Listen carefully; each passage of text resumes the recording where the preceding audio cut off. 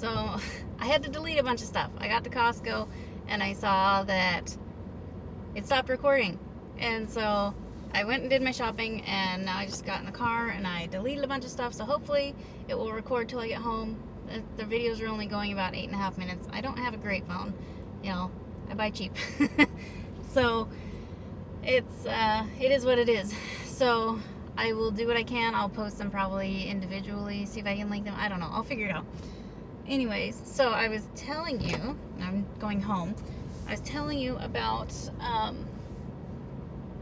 my son being diagnosed with cancer. So really, guy, freaking don't even stop. Like, come on. I was halfway out of the parking lot, or parking space. I hate people like that. Oh, ugh. This is why I'm running for city council. People are just so inconsiderate, and I just want to do something to fix it. All right. So, anyways,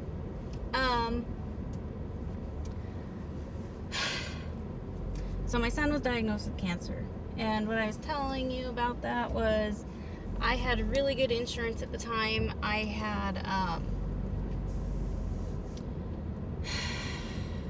TRICARE because I was deployed when he was diagnosed, and so his health insurance, just for the first couple of months, which is the most aggressive they were with the treatment, and so it was the most expensive, was over $100,000 in like 3 months worth of treatment. And I think I'm wrong on that. It was probably less time than that. It was probably a couple weeks. And so anyways, they so I'm thinking about that car. My insurance paid for it all. And so insurance is a necessity, but it's not a right? So, and healthcare is not a right. It's a necessity, but not a right. I don't remember exactly where I was going with that, but I was talking about healthcare and universal healthcare and how not good that is. So, I mean, I've experienced the VA. I have not experienced Canada's healthcare because I'm not a Canadian. But from my experience, I would not be quick to jump on the bandwagon of free healthcare for all. I think the best way to go about that would be to maybe,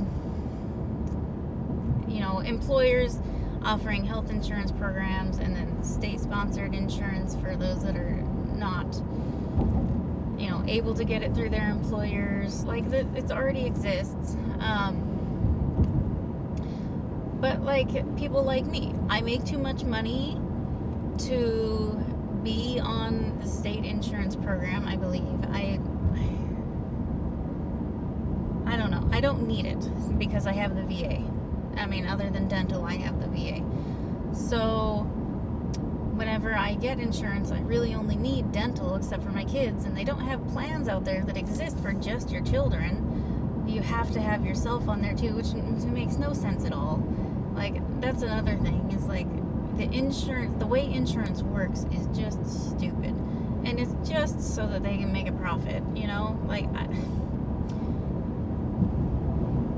If I'm taking care, we brought in my stepfather-in-law, and we're his caretakers now, and so, but because even though he lives with us and he's our dependent, he doesn't qualify to be on our insurance, and I think that's not fair. He has to pay for his own. Why? Because he's an adult. He's an adult that needs to be taken care of. So why can I not put him on my insurance? If I had insurance through my company, why do I not have the choice of who I want to cover? If they live in my house and I am taking care of them, they should qualify. That's one of the bad things about insurance. And you can't choose who you put on your plan. Like, I had tried to do that before because my ex-husband's parents were moving up from Mississippi. His dad his stepdad had MS, and we were trying to get him on our insurance and not on state-sponsored insurance, and he wasn't allowed to be, because even though he lived in our house, he was an adult and he had to have his own health insurance. It doesn't make any sense to me. Like, you should have a choice on who you put on your plan. That's all I'm trying to say, I guess. And just trying to gather my thoughts. I'm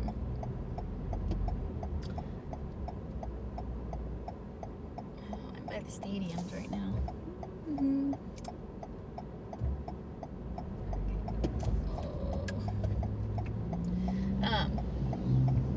This drives me nuts is bikers. New topic. This is what I do, and this is why I'm doing these videos like this, so that I can get my thoughts out while I'm driving and I'm thinking about them. So, bikers and the bike lanes. So I grew up from 4th grade on in Eugene, and they have a great bike system, and I think Seattle would benefit greatly from adopting that same system or something similar. You know, they had parks downtown, or not downtown, but all around the Willamette River that runs through them, like the Duwamish runs through us, except it's not the same. But so anyways, they had parks all along the river with bike trails all through the parks, and then that same bike trail had a system going throughout the entire city, so you could get from one end of the city on your bike without being in traffic, and you could get there in a relatively short amount of time and relatively safely. They had a couple footbridges over the river, so you could get from one end of town to the mall in 20 minutes if you just walked over the footbridge. And so I think we need something like that here. The bike lanes are not safe. I mean, just the other day, my boyfriend was telling me about, he was coming home, he was in Georgetown, and he saw the guy that was on a bike, wasn't seen by the truck driver, and he got hit by the truck driver and he died. And I'm driving along right now. I'm on Alaskan Way, or getting onto Alaskan Way, and there's always bikes in the middle of the road, and there is a bike path there. Like, why are you not using the bike path, right? I mean, I'll drive by it and I'll see. I'm pretty sure there's a bike path there. I've ridden my bike down there before, and I did not have to drive in or ride in the street. So it drives me crazy that people do, and it's not because I'm against bikers. It's not safe. It is not safe at all. And I don't know. I mean, maybe we need to make our lanes wider so we can have designated bike lanes. Maybe like here on Alaskan, having a designated bike path in busy areas would be great, or footbridges going over busy places so that you can get the foot traffic off the street. And like, almost every time I drive down Alaskan Way, there is a bike just riding along the side. Look, there's a sidewalk right there. I mean, yeah, no bikes on the sidewalk, right? But there is, down here farther, there's a bike path. There's a guy right there riding his bike. There's another guy riding his bike on a bike path. See, it's here. I mean, I don't know where it ends. There's another guy riding on a bike path. Or maybe that's the sidewalk. I don't know. But they're not on the street. But then you'll still find people on the streets. And it just baffles me how people take that risk.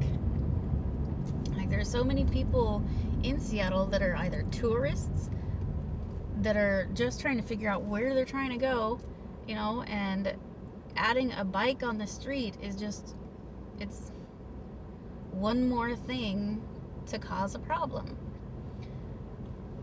or an accident, or a collision. Like, there's a bike right now that just got behind a car, and they were on the bike path. And so why are they in the street when there's a bike path, right? Is that a bike path? I don't know. I'm pretty sure. I'm pretty sure they have the ability to not be on the street on this road. And so now, in order for me to get around them, I have to cut off these people in the other lane and get in front of them so that I don't have to deal with this bike, because I have to give them room, right? There's no bike lane on this street. And so there's just so much that needs to be fixed with bikes. Because it's not safe at all to be riding on these streets. Because of, like I said, the tourists, people just immigrating into this country and not knowing our laws, you know, the street laws. There's so many things going on, and this city is a hub for a lot of different types of people, and that's not a bad thing. But if you add it all up, it's a recipe for disaster when it comes to the roads. And you know, that's why they have the driving schools, and they're everywhere up here. Like in Oregon, you don't have as many driving schools as you have up here. And that's another thing, is the DMVs. That was so confusing when I moved up here. In Oregon, the DMV, you go one place, Department of Motor Vehicles, you get your driver's license, you get your stickers, you get your license plates, you register your cars, everything, all in one place. Why do we have to have two different offices that deal with vehicles, and they're both called the same thing? Why is that? Why has it got to be so confusing? Why can't things be straightforward? I mean, I guess it creates jobs. I don't know. I mean, it just, the logic there confuses me. So, yeah. With the roads, I think we need to seriously take a look at the timing of the lights. This is the first time in a while that I've made it through Alaskan Way, start to finish, pretty much without hitting a red light. But, oh, there's a train, so still gonna get stopped.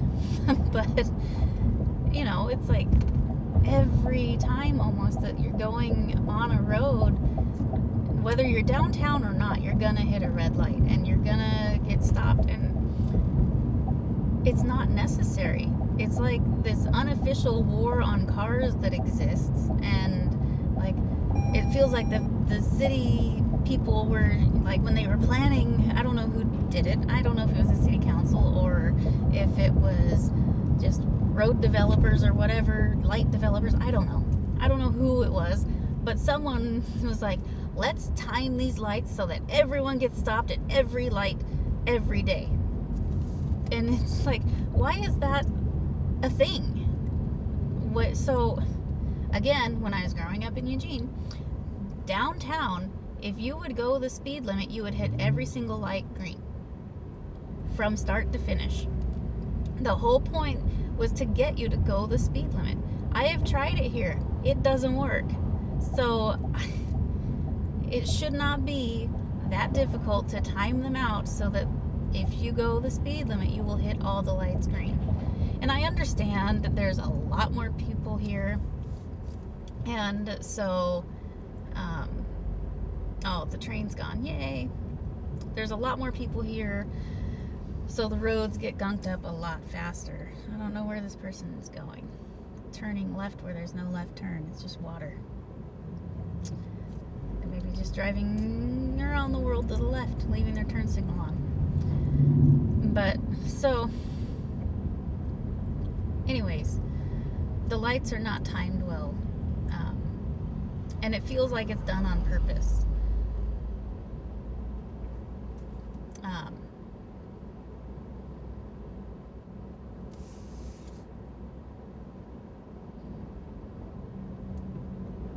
Sorry, paying attention to the road like a good driver. I understand that there's a lot more people here. That's where I was going. And so I would like to get us developing some highways or freeways, whatever you want to call them. I don't know what the proper term is. I would have to do the research, and that's fine. That's something for when I am a city council person. The train's coming. Hopefully no one's on the tracks. So I would like to see some highways, or byways, freeways, whatever way you want to call them, going north and south, east and west, and linking West Seattle again to the rest of Seattle and everywhere, just with on-ramps in the neighborhoods so that you can get people off of the surface streets and onto these highways, and not gunking up Aurora Avenue and I-5. And those two roads are our main two roads to get north and south, unless you're on the east side. I guess there's roads that go north and south over by the Husky Stadium. I don't remember what street that's called. I don't go over there a whole lot, but anyways, so there's that road, but they're all so gunked up, and most of the time the people are going from North Seattle to South Seattle. I think we need highways to get people off of the surface streets so that we can actually be functioning in our cars on the roads.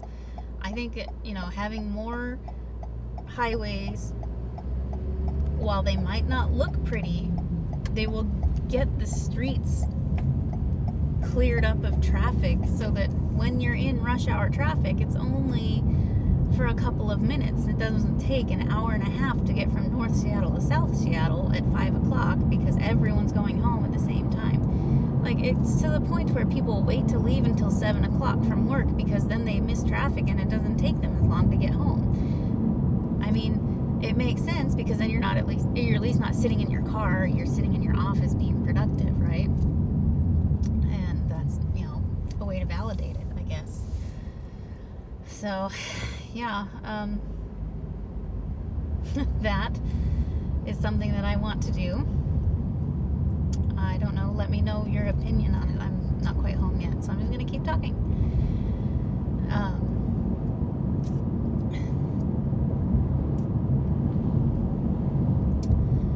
Let's see, what do you want to talk about? We can talk about race. That one's a touchy subject. My views on race, I care about the color of your skin and where you're from to the extent of I want to know your story, because I'm interested. I like people. I get along with people really well, and I'm a mixed race. I'm part Native American, but I'm mostly white, Scottish and Norwegian. And so I don't really look at white as being white. I mean, it doesn't make sense to me. It's a color of your skin. It's not where you're from, right? And it's the same thing with black people. You're not just a black person. You're from somewhere, right? Whether you're an American or where are your ancestors from. There are different countries that have black people. So it's not just, you're not designated to one country, and one origin. So, like I tell my kids, to explain to them about race, you don't have a choice in where you were born. You don't have a choice in who your parents are. You don't have a choice in the color of your skin or the language that you speak, with your first language. And so, why should you hold that against someone? They can't control it. And there's nothing wrong with being anything. We're all on one planet, here to coexist, whether we like it or not. It is what it is. We are on this planet. There is not another one that we know of that we can live on without making a bunch of changes to the ecosystem on that planet. So there's no plan B. So why can't we all get along and learn each other's histories? I mean, there's nothing wrong with more knowledge, right? The more you know, the more powerful you are, right? Knowledge is power. So why would you... I don't understand why you would dislike someone because of where they're from or where their ancestors are from. Like, it doesn't make sense to me. I mean, I get it. I get where it came from, but why are we still continuing it? It doesn't work. We are smart enough in today's society to know that that just doesn't work.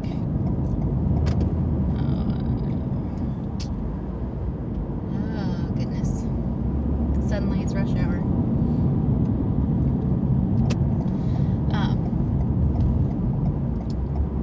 So that's my view on race. I don't condone racism. I think it's disgusting to be around someone that is racist. I can't stand it.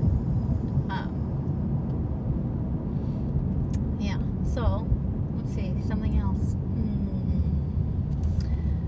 We can talk about religion. I'm almost home, but so we can talk about religion. I personally am an agnostic, and if you dislike me for that, that's fine. That's your choice. I don't mind